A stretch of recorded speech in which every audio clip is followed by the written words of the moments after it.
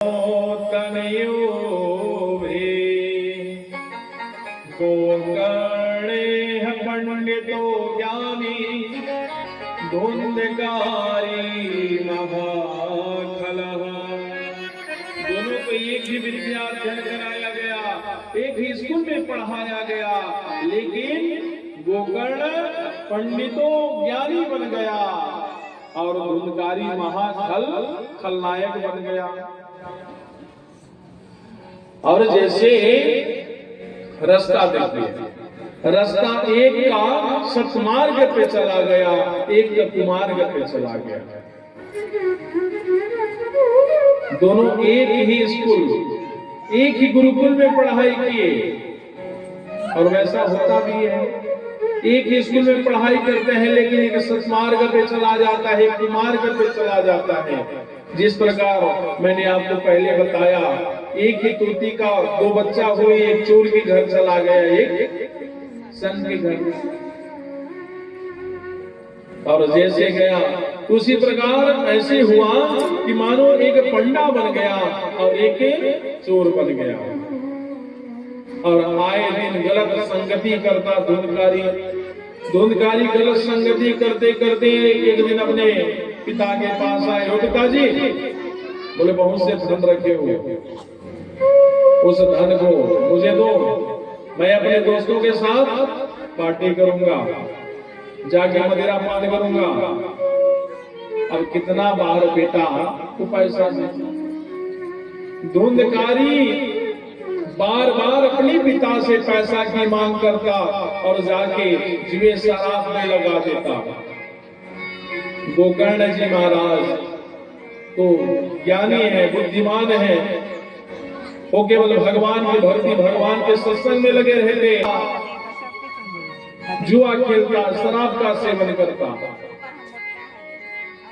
करते करते आए दिन अपने पिता से पैसे की मांग करता। और जैसे पैसे की मांग करता तो आत्मदेव शर्मा ने फिर एक दिन जंगल में जाने लगा। किस लिए? मरने के लिए। ध्यान दीजिएगा भैया,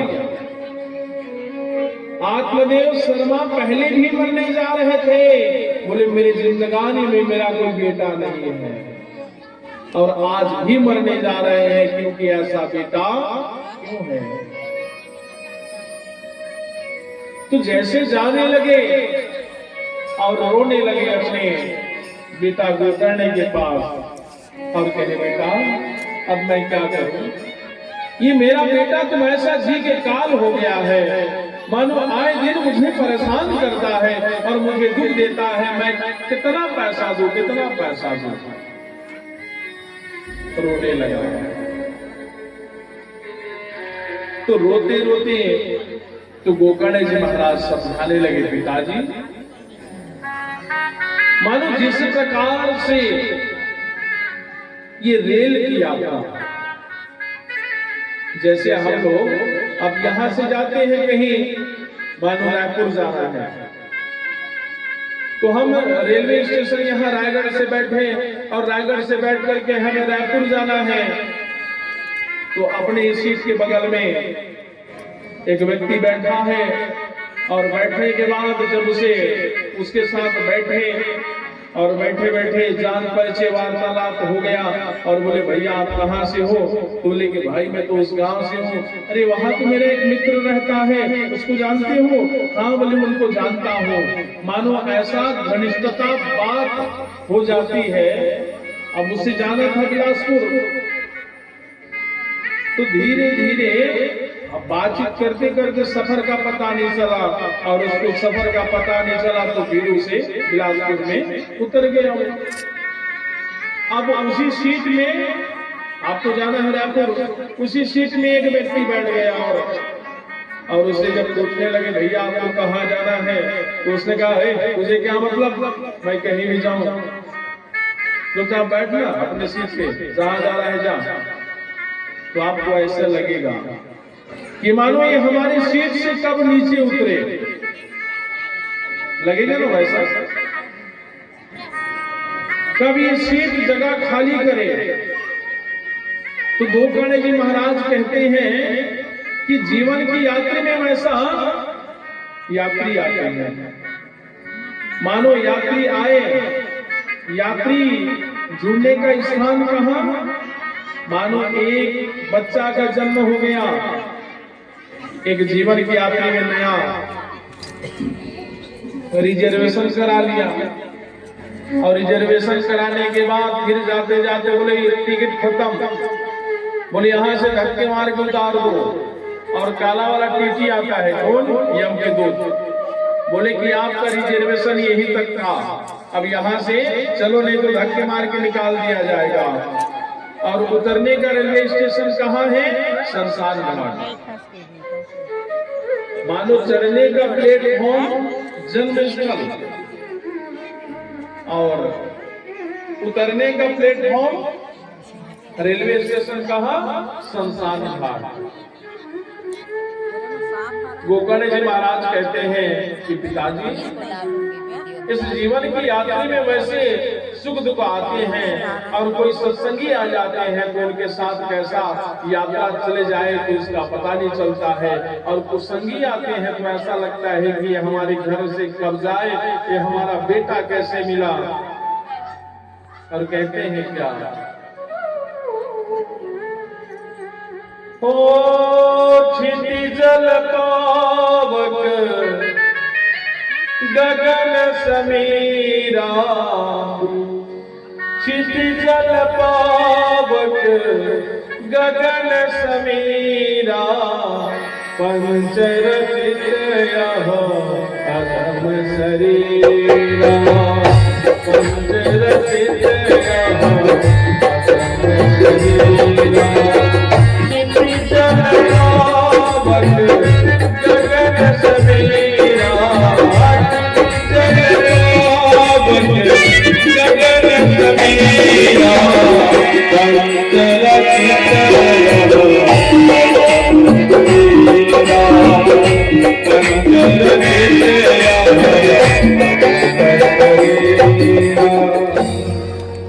गोकर्ण जी महाराज कहते हैं छिटि जल पावक गगन समीरा, कहते हैं पंच रचित यह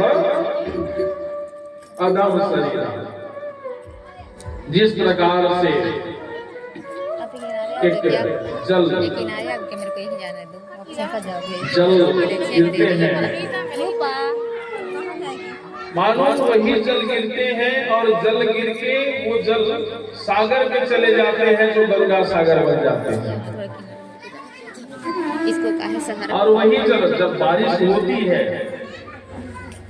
तो जल जाके गंगा सागर में मिल जाते हैं, तो जल पवित्र हो जाती है। और वही जल जब कीचड़ बन जाते हैं तो उसी को लोग अपने पैर से रंगते हुए जाते हैं। और मानो जिस प्रकार से पंच रचित यह अधम शरीरा, ये शरीर 5 तत्व से बनी है। ये शरीर की 2 अवस्थाएं होती है भैया, ध्यान से सुनिएगा। ये सब मेरा मेरा शरीर कहते हो ना आप लोग, मेरा हाथ मेरा पैर सब कहते हो। ये शरीर की 2 अवस्था होती है, या तो ये जलकर राख हो जाता है, या तो इसके कीड़े पड़ जाते हैं। यदि मृत्यु हो जाता है, मृत्यु हो जाने के बाद जाके शमशान घाट में अग्नि चिता में लिटा करके जला दिया जाता है तो राख हो जाते हैं। यदि मिट्टी में दफन कर दिया जाता है तो शरीर में पूरे कीड़े पड़ जाते हैं, ये शरीर को कीड़े खा जाते हैं। अरे सब मेरा शरीर, मेरा घर, मेरा पैसा, मेरा हाथ, मेरा पांव कहते हो, ये कोई साथ में नहीं जाता। मानो पंच रचित यह अधम शरीरा 5 तत्व से बनी है। कौन कौन से? पृथ्वी, पृथ्वी का तत्व पृथ्वी में विलीन हो जाता है, आकाश का आकाश में, जल का जल में, तेज का तेज में, और वायु का वायु में विलीन हो जाता है। जब ये अपना शरीर ही साथ नहीं जाता तो दुनिया की जिए धन दौलत छल कपट बेईमानी करते हो, कब साथ देगा? साथ नहीं देगा। लेकिन साथ देता है क्या? एक बार ऐसे एक सेठ जी थे, सेठ जी एक दिन अपनी ऑफिस के कार्य के लिए जा रहे थे। जय जय श्री राधे भैया, राधे राधे। कार्य के लिए जा रहे थे। अब जाने लगे तो एक दिन अपनी कार के जा रहे थे। कार पे एक सत्संग चल रहा था और सत्संग से याद आ था कि मानो यहाँ का धन यही रह जाता है, कोई साथ में लेके नहीं जाता। तो उसने विचार किया कि मैं इस धन को लेके जाऊंगा, ऐसा कार्य करना। और वो अपना कारखाना फैक्ट्री में गया और फैक्ट्री में जाकर के कहने लगा लोगों से, जो मुझे यहाँ से पैसा ले जाने का, ट्रांसफर करने का यदि विधि बता देगा तो मुझे 1 लाख रुपया दूंगा। लोगों ने सोचा अरे पागल हो गया है, बोलिए